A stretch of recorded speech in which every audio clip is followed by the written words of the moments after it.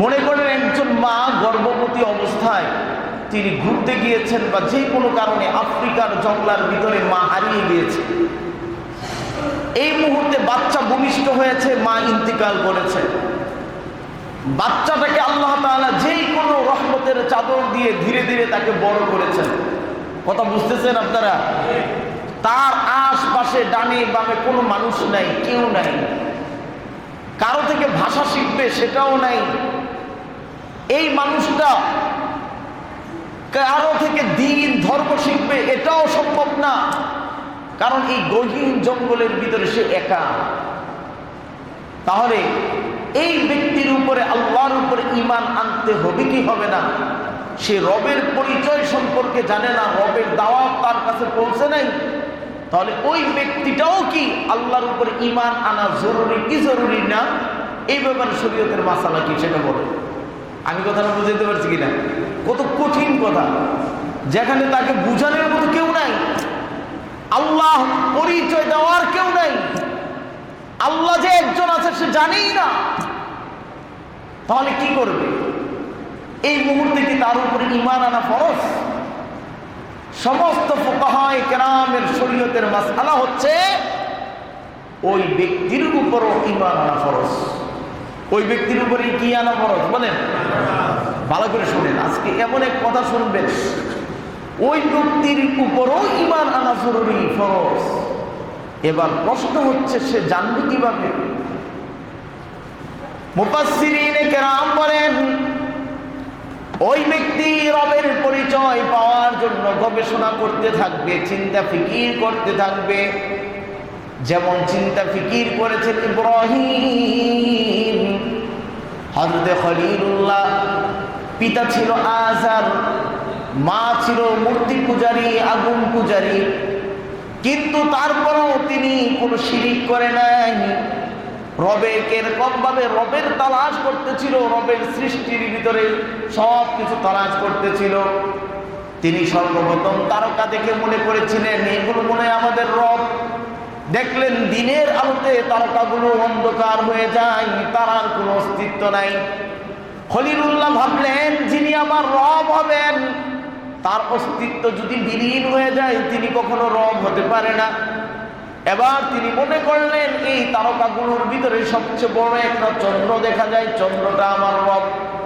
এবার দেখলেন দিনের আলোর কাছে যখন সূর্য বিশাল বড় হয়ে ওঠে, ওই সূর্যের আলোর কাছে চাঁদের আলোর কোনো অস্তিত্বই ঠিক থাকে না, চাঁদকে দেখাই যায় না।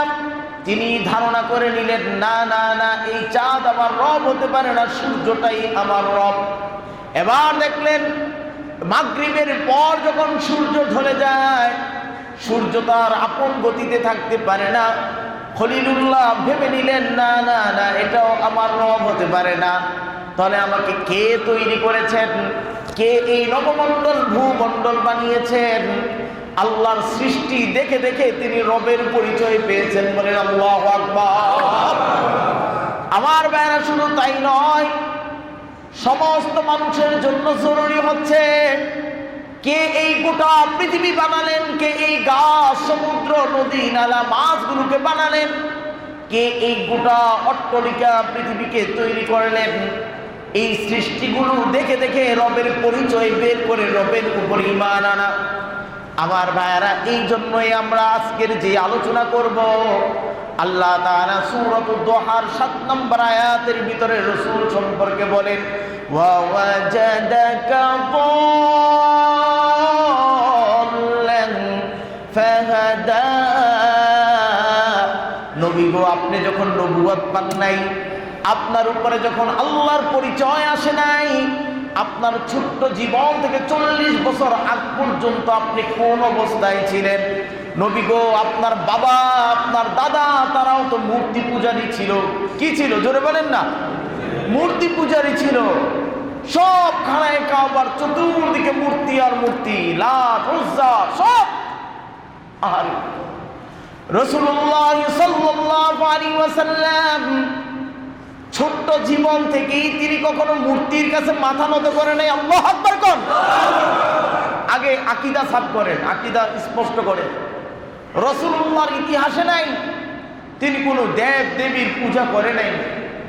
রাসূলুল্লাহকে তার দাদা, আমি আপনাদের সামনে ঘটনা শুনিয়েছিলাম, এরকম ভাবে এক কিতাব আছে, কিতাবে ঘটনা আসছে যে এরকম ভাবে রাসূল করিম সাল্লাল্লাহু আলাইহি ওয়াসাল্লামের দাদা আব্দুল মুত্তালিব যখন তিনি ভূমিষ্ঠ হলেন দুনিয়াতে, ছোট্ট শিশু মুহাম্মদকে তোয়াল দিয়ে পেঁচিয়ে নিয়ে খানায়ে কাবাতে নিয়ে গেছেন, সেখানে লাত আর উজ্জার পায়ের কাছে রেখে মানুষই করার জন্য।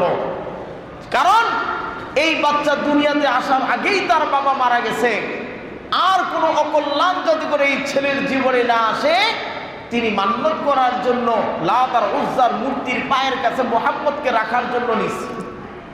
যখন তিনি রাখবেন, তাফসীর কারকরা লিখেছেন, ঐতিহাসিক বিদগণ লিখেছেন, আল্লাহ তাআলা মূর্তির জবান খুলে দিয়েছে। মূর্তি ডাক দিয়ে বলেন, ইয়া আব্দে মানাত, ইয়া আব্দুল মুত্তালিব, এ আব্দুল মুত্তালিব, তুমি জানো তুমি কাকে আমাদের সামনে আনছো? হুয়া মুহাম্মদ, হুয়া মুহাম্মাদুর রাসূলুল্লাহ সাল্লাল্লাহু আলাইহি ওয়াসাল্লাম। তাকে পরিচয় করে দিচ্ছেন, তিনি তো মুহাম্মদ। আরে তিনি তো এসেছেন দুনিয়া থেকে মূর্তিকে উৎখাত করে দেওয়ার জন্য, আর তুমি তাকে আমাদের পায়ের কাছে রাখতে আসছো। আব্দুল মুত্তালিব কয়, সারা জীবন মূর্তির পূজা করলাম, মূর্তির কোনোদিন কথা বলতে শুনি নাই। আমার নাতি এলাম, আর মূর্তি এটা কি করে? ইমন দৌড় দিছে নিচের দিকে ডরে।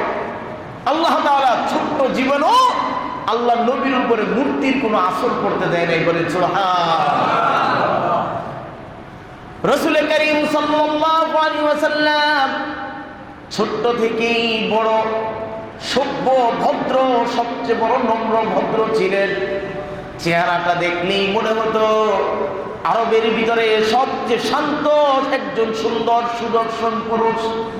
মুহাম্মদুর রাসূলুল্লাহর জীবনে তিনি খেলাধুলা করতেন না। রাসূলুল্লাহ ভদ্র ছেলেদের মতো সব বাচ্চারা যখন মাঠে দৌড়াদৌড়ি একটা মাঠে খেলাধুলা করত, ইতিহাসবিদরা লিখেছেন আল্লাহর নবী সেখানে বসে বসে তাদের খেলাধুলা দেখতেন। শুধু তাই নয়, রাসূলুল্লাহ সব সময় কি জানি নিয়ে একটা চিন্তা ভাবনা করতেন। ছোট্ট জীবন থেকেই তিনি তার এই নীতি, আরবের যেই অবস্থা, এগুলোকে নিয়ে তিনি ভাবতেন। আর এই বংশ পরম্পরায় শুধু যুদ্ধ আর যুদ্ধ, এক ওট আরেকজনের কূপ থেকে কেন পানি খাইল, এটাকে কেন্দ্র করে দুই পক্ষের মারামারি। একদল মরে গিয়ে সন্তানকে ওসিয়ত করে যায়, ওই গোষ্ঠীকে কোনোদিন ক্ষমা করিও না। বর্বরতার যোগ। রাসূলুল্লাহ সবসময় চিন্তিত থাকতেন, এটা এই জাতি, এটা কেমন জাতি, তাদের নিয়ম কানুন আদর্শটা কেমন। ছোট্ট কন্যা সন্তান জন্ম হলে মানুষ নিজেকে অভিশপ্ত মনে করত এই যুবকের, এই বাবার কোনো এরকম ভাবে প্রবলেম, তার মনে যৌনাঙ্গের সমস্যা, কারণ তার ঘরে কন্যা সন্তান জন্মগ্রহণ করেছেন। আর এই মেয়েকে আরেক ছেলের সাথে বিবাহ দিবে, এটাকে লজ্জা মনে করত। আরবরা এই ছোট্ট ছোট্ট মেয়েগুলোকে জীবিত কবর দিয়ে ফেলত। রাসূলুল্লাহর মনের ভিতরে বড় ব্যথা, এই জাতি, এই সমাজ কিভাবে পরিবর্তন হবে। রাসূলুল্লাহ ভাবতেন, আরে মানুষ নিজের হাতেই পুতুল তৈরি করে, মূর্তি তৈরি করে, আবার এই মানুষগুলোই এই মূর্তিকে খাবার দেয়, ইবাদত করে, পূজা করে। রাসূলুল্লাহ সব সময় একটা সঠিক পথের সন্ধান করতেছিলেন। আল্লাহু আকবার বলে। একটা সঠিক একটা পরিপূর্ণ একটা সঠিক জীবন ব্যবস্থার জন্য তিনি বারবার আগ্রহ করতেছিলেন। আসলে মানুষের জীবন ব্যবস্থা, আসলে কে প্রকৃতভাবে মানুষের রব, তিনি এটা জানার জন্য চেষ্টা করতেছিলেন। কারণ কি, হযরত ঈসা পয়গম্বর তার ইন্তিকালের বহু বছর পরে আল্লাহর নবী দুনিয়ার জমিনে আসছে। হযরত ঈসা পয়গম্বরের পরে মানুষগুলো যখন বিভ্রান্ত হয়ে গেছে, মানুষ শরাব পান করে, মদ পান করে, কে তার স্ত্রী, কে তার বউ, কে তার মা, কে তার বোন, এগুলোর কোনো তমিজ পার্থক্য নাই। রাসূলুল্লাহ এই সমাজ ব্যবস্থাটাকে দেখে দেখে তিনি বড় কষ্ট পাইতেন। আর শুধু একটা সঠিক পথের সন্ধানের জন্য তিনি সব সময় একটা চিন্তায় মগ্ন থাকতেন। এই জন্য আল্লাহ তাআলা কোরআন বলেন ওয়াজাদাকা যাল্লান ফাহাদা।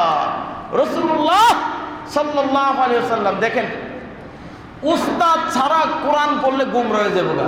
কি হয়ে যাবে গা? জোরে কর না। উস্তাদ ছাড়া আমাদের দেশের অনেক পণ্ডিত আছেন, পণ্ডিত যে একটা বাংলা কোরআন শরীফ পড়ে তিন নালাই, হ্যাঁ বাংলা কোরআন শরীফ পড়েই হ্যাঁ বড় আলেম হয়ে যাবে গা। তো যারা উস্তাদ ছাড়া কোরআন পড়তে চান, আমরা বলি যে আপনি গুমরা হয়ে যাবেন, আপনি কোরআনের অর্থই জানবেন না। কারণ এই যে এখানে একটা শব্দ লিখছে ওয়াজাদাকা যাল্লান, দল্লুন শব্দের অর্থ হলো পথভ্রষ্ট। এই জোরে বলেন কি? পথভ্রষ্ট। ওয়াজাদাকা যাল্লান, তাহলে কি আপনি কি রাসূলকে বলবেন হে রাসূল আপনি পথভ্রষ্ট ছিলেন? নাউজুবিল্লাহ কন্না। এটা কই তো আমাদের ভয় লাগে। রাসূলুল্লাহর শানে, রাসূলুল্লাহর ইজ্জতের ক্ষেত্রে এই শব্দ ব্যবহার করা জায়েজ নেই। তাহলে আপনি কি কইবেন? এই অর্থটা এভাবে উঠাতে হবে ওয়াজাদাকা যাল্লান, নবী হে আপনি যখন সত্যের সন্ধান করতেছিলেন, সত্যের সন্ধানী ছিলেন, আপনি যখন সত্যের পথ খুঁজে পাচ্ছিলেন না, আপনি যখন সত্যটাকে নিয়ে বারবার উদ্ভাবন করতেছিলেন, কোন জিনিসটা সত্য, কি আসল রব, এটাকে নিয়ে যখন আপনি গবেষণা করতেছিলেন, ফাহাদা আমি রব আপনাকে সেই পথ দেখাই দিলাম। কোন সুবহানাল্লাহ। মানে আপনি যদি কোন ওই যে সূরা ফাতিহার মধ্যে আছে ওয়ালাদ-দাল্লিন, আল্লাহ যারা পথভ্রষ্ট তাদের পথে আপনি আমার চালায়